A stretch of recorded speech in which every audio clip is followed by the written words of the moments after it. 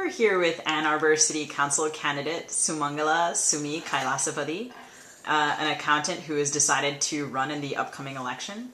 Sumi, thank you so much for doing this interview for CPM Mutiny. You're most welcome. So tell us a little bit about how you decided to run for office and what it is that you do here in Ann Arbor. Let me answer the easier one. I am a CPA now, currently. I work for a small downtown Ann Arbor firm. Before that, I taught at Eastern Michigan University. I'm a political economist. I switched jobs for personal reasons.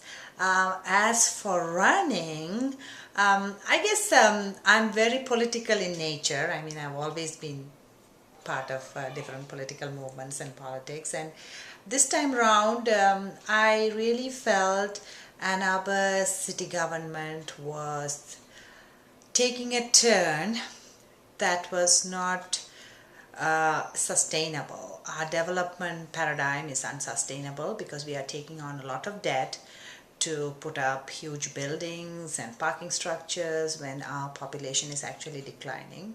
So what has been happening is our core services has been cut a lot, and the politicians in the city government do not represent the wishes of the people. So a lot of my neighbors and friends have been urging me, and being the kind of numbers expert, they said, oh, you'll do a great job in balancing our budgets and finances and things like that. So that's what kind of pushed me finally to jump into this race.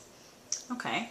Well, can you tell us a little bit about your background? I know I've read that you were born in Sri Lanka and you came here in the 1990s. Yep. I lived in Jaffna in the 80s and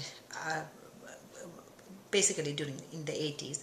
So I went to Jaffna after the 1983 riots. That's when a lot of Tamils their houses were burned down and they moved back to Jaffna, and I went back again.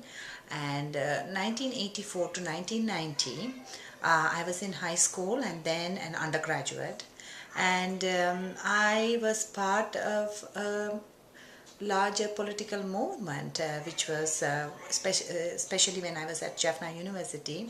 There were a lot of progressive university students who were connected with the University Teachers for Human Rights, UTHR, who we were trying to, I was part of the Students' Union, we were trying to protect that democratic space, not only for the university students, but for the larger community, because we were caught between the Tamil Tigers on one hand, and initially the Sri Lankan government, and then later the IPKF, the Indian Peacekeeping Forces, who came to protect the people.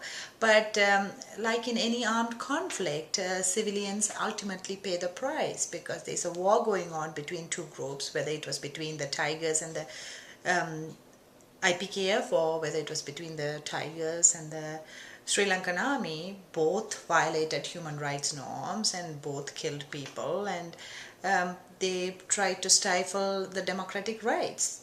So I was part of that students movement, and I also got involved with a couple of women's groups, who were specifically Purani Women's Organization. It was a women's collective that initially started working with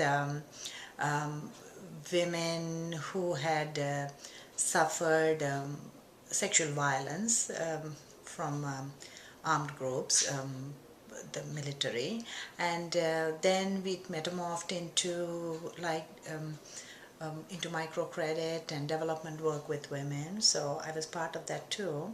So my politics in terms of gender and human rights kind of developed during my later high school days and early university life. So that's my background from Sri Lanka. Thank you.